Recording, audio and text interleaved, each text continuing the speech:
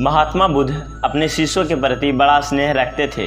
एक दिन उन्होंने अपने शिष्यों को अंतरात्मा की व्याख्या करते हुए एक कथा सुनाई। वे बोले, किसी नगर में एक साधु रहता था। उसके चेहरे पर हर घड़ी प्रसन्नता छाई रहती थी। उसके जीवन में आनंद का साम्राज्य था। लोग अपनी अपनी समस्याएं लेकर उसके पास आते थे और संतुष्ट होकर जाते थे।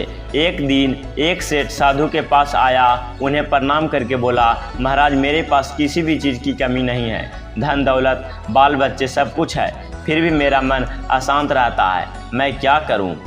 साधु ने जवाब नहीं दिया, वह चुपचाप बैठा रहा। फिर उठकर चल दिया। सेठ भी उसके पीछे पीछे चल दिया। आश्रम के एक कोने में जाकर साधु ने आग जलाई। एक एक करके उसमें लकड़ी डालता रहा। आग तेजी से जलती रही।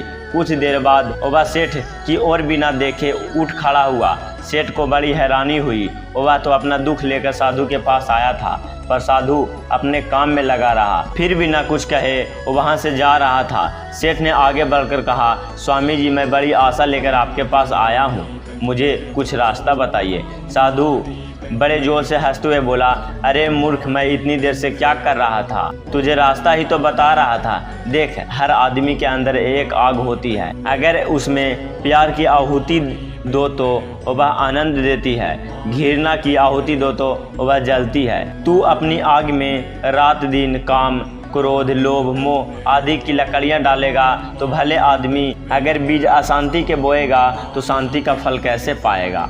अपनी अंतरात्मा को टटोल, सुख और दुख से बाहर नहीं बल्कि तेरे भीतर हैं। सेठ की आंखें खुल गई, उसे रास्ता मिल गया जिससे उसका जीवन की नई दिशा ही मुड़ गई। ये कहानी आपको कैसा लगा हमें कमेंट में ज़रूर बताएं। इसी तरह की कहानियों के लिए हमारे चैनल को सब्सक्राइब करें।